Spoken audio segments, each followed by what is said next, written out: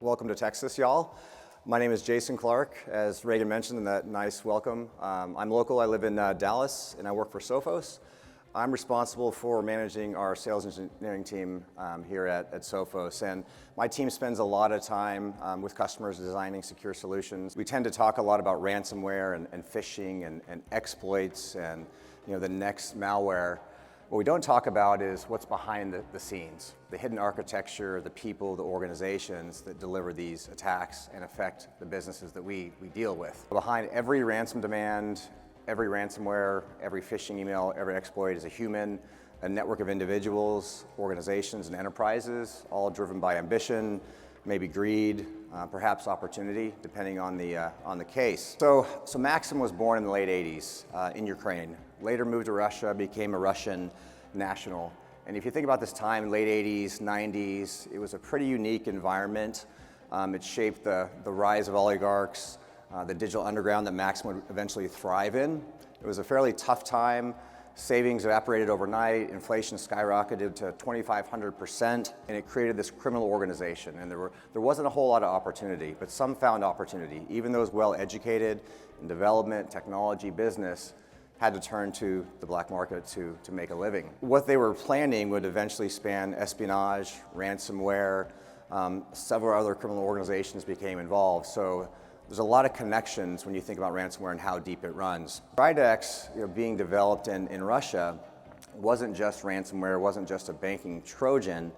It actually served as an avenue for the Russian FSB to conduct espionage and threat intelligence for nation-state attacks or nation-state countries surrounding Russia, as well as NATO allies.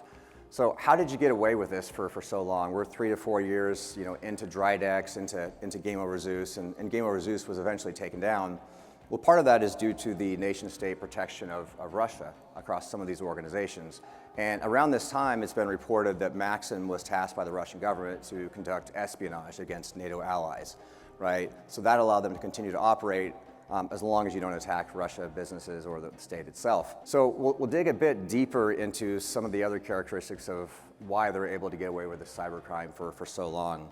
So first, you live in Russia, right? You don't attack Russia. You have millions of dollars in the bank, and you have collaboration with the Russian state itself.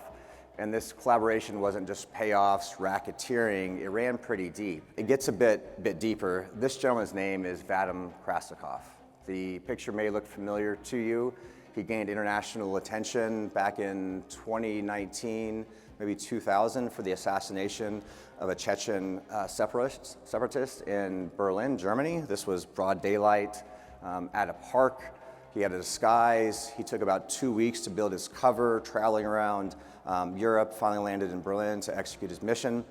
He was arrested. So he's arrested, but before that, the first call he made was to Maxim Yakovlev's father-in-law. So Edward Bendersky organized and manipulated the entire operation, who of course worked for Putin, or Putin's organization. So what happened next is pretty chilling, and I think it shows the level that Russia will go to protect the assets that it cares about, those who do work and who are loyal to the country and the government. So this was just about 8 months ago, so late 2024. It was it was in the news quite a bit, and this was the East-West spy exchange. Putin wanted Vadim back, right? He was doing his job, he wanted him back in the country, so much so that he offered up about 16 hostages and prisoners from around the world. 2 of those were from the US, one an ex-Marine turned security executive, and another a reporter. So he walks off the plane, first one off the plane as a matter of fact, Putin hugs him, shakes his hand. So these connections run very deep, and that's in part how you get away from the cybercrime, right, between all of these factors. This eventually became a vulnerability. The US took notice. And this was really a pivotal point in this timeline. It really changed how the US looked at cyber attacks. So more than just a cyber attack, they looked at it as a national security threat. So through OFAC, which is the Office of Foreign Asset Controls, they sanctioned Maxim. They put a $5 million reward on his head and a few other members in that group. They had to pivot at the time. So when things around you change, what do you do with your business? You evolve, you change your operations. So Maximum Evil Corp did just that. They went underground, they started using lesser known strains of malware to bypass threat intelligence lists, to bypass banking compliance filters, and this worked, right? They bypassed the sanctions. And if you think about sanctions, why it hit them so hard is, when you're sanctioned by OFAC, number one, you don't come off the list. Number two, any organization in the US or individual is prohibited from transacting with those organizations, right? So the FSB is sanctioned, Evil Corp is sanctioned at this point, Maxim is sanctioned. So if you go underground, right, you can bypass those. So there's a lot going on here when you think about a simple ransom payment. Next, espionage groups. We talked about the connection between Evil Corp and FSB. Well, the FSB also had a connection with the SMART group. If you think about nation state and espionage abroad, how do you fund the safe houses? How do you fund the handlers, your T&E, right, your travel expenses?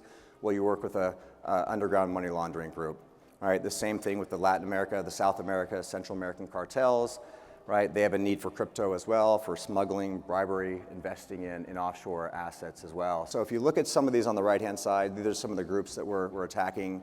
Ransom Hub is probably the most active today, if you look at some of the leak sites out there. Now, Dragon Force, if you look at how Lockbit was taken down, one of the reasons was that these affiliates carried the Lockbit name, right? So you take one down, you can cut off the head as well. So Dragon Force takes more of a cartel or a cell style, where they allow the attackers to brand their own malware, their own ransomware as a service, and go to market. So it takes the risk away from Dragon Force. So we're going to continue to see these evolve. Now, keep in mind that we're not just fighting malware here, we're fighting a business model, and we're nearing the end of the story here. So what are we doing about it as an industry? One, we need to continue to adapt and evolve to fight these deep connections. Through Sophos XOps and our counter threat intelligence unit, we help work on some of these operations as well. But we spend a lot of time understanding tactics, these techniques and procedures that I mentioned earlier, spending time understanding the organization, the criminal operations behind that. And that helps inform how we build our technologies and products. We're in the cybersecurity as a service business. We deliver MDR, XDR, firewall, switches, across the board through an AI native platform. Managed by us, managed by you, managed by our partners with our technology or yours. But that technology, the tools that we build are informed by the threat intelligence that we derive from groups like Evil Corp. We don't go at it alone. We're 100% channel. We're about 1.5 billion in ARR, and over 60% of that is run through our managed service partners as well.